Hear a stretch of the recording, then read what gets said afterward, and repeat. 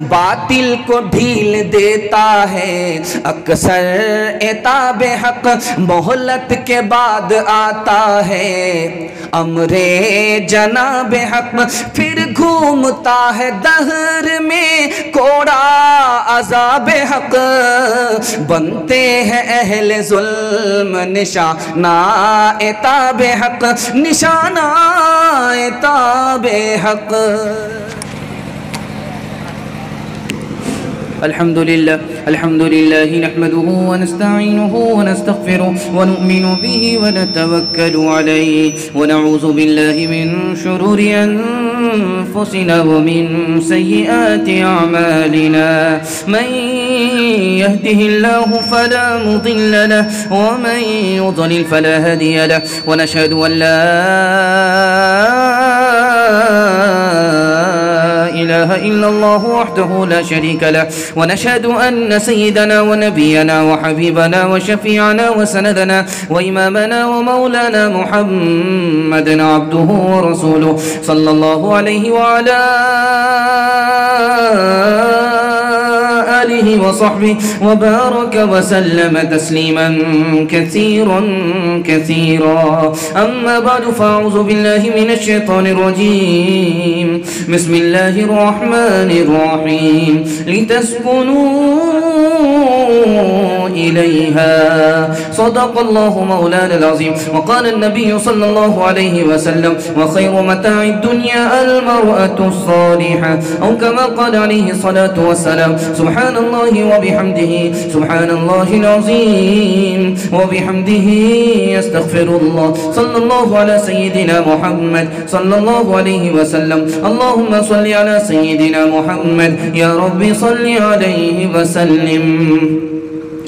محبت کا جنون اب باقی نہیں ہے، وہ دل وہ آرزو باقی نہیں ہے، نماز و روزہ قربانی و حج یہ سب باقی ہے، تو باقی نہیں ہے، تو باقی نہیں ہے۔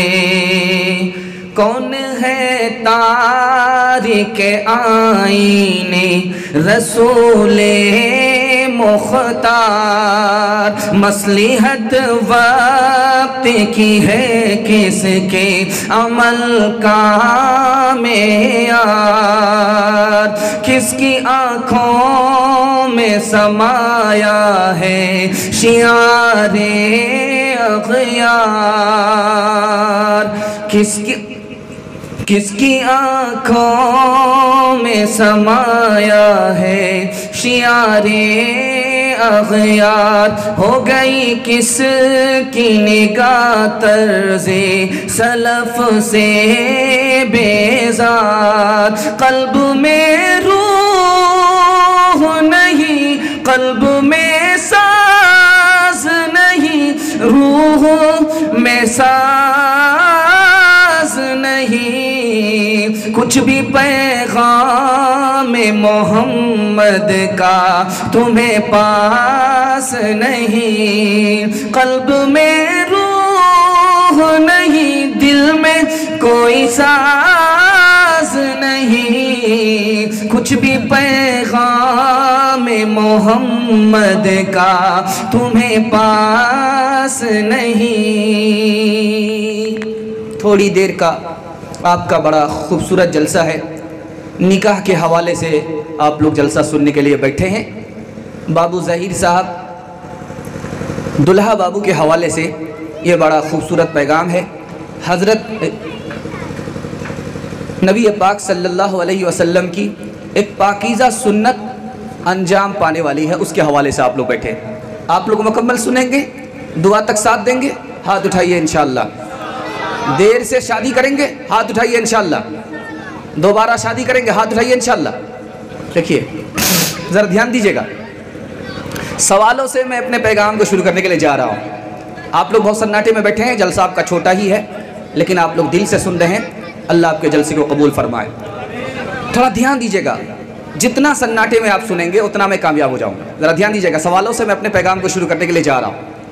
نکاح کیوں ضروری ہے؟ میرا پہلا سوال ہے. نکاح کیوں ضروری ہے؟ یہ میرا پہلا سوال ہے. زنا کیسے ختم ہوگا؟ یہ میرا دوسرا سوال ہے. نکاح کا فائدہ کیا ہوتا ہے؟ میرا تیسرا سوال ہے. آخری سوال ہے، نکاح کون کون سا ہوتا ہے؟ آپ لوگ مکمل سنیں گے؟ ہاتھ اٹھائیے انشاءاللہ. سالی پر مہربان ہوں گے؟ ہاتھ اٹھائیے انشاءاللہ. سالی سے زیادہ بہن پر مہربان ہونا. ذرا دھیان رکھیے گا، پہلا سوال تھا ہمارا، نکاح کیوں ضروری ہے؟ ذرا اس کو دھیان سے سنیے گا. نکاح کیوں ضروری ہے؟ عورت کا مرد سے جائز تعلق نکاح کے بغیر ہو ہی نہیں سکتا، اس لیے نکاح ضروری ہے. اسی طرح سے نکاح کیوں ضروری ہے؟ دوسری وجہ، اگر نکاح نہیں ہوگا، مرد کا عورت سے تعلق نکاح کے ذریعے نہیں ہوگا تو اس دنیا میں فتنہ فساد ہوگا، اس لیے نکاح ضروری ہے. تیسری وجہ کیا ہے؟ اگر نکاح نہیں ہوگا بچے کا باپ کون ہوگا پتہ نہیں چلے گا. اگر نکاح نہیں ہوگا تو بچے کی حفاظت کون کرے گا؟ بچہ ضائع ہو جائے گا، اس لیے نکاح ضروری ہے. میرا دوسرا سوال تھا کہ زنا کیسے ختم ہوگا؟ پہلا راستہ، زنا کے لیے قانون بننا چاہیے. زنا پر کرنے والے کو کڑی سے کڑی سزا ملنی چاہیے، زنا ختم ہو جائے گا. جو انگلی اٹھائے کسی نیک آدمی پر اور وہ دشمن ہو، اس کو کڑی سے کڑی سزا ملنی چاہیے.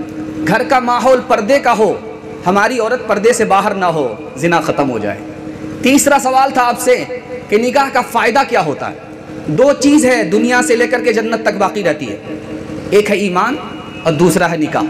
دو ہی چیز دنیا سے لے کر کے جنت تک باقی رہتی ہے، جنت سے دنیا، دنیا سے جنت تک دو ہی چیز باقی رہتی ہے، ایک ہے ایمان، ایک ہے نکاح.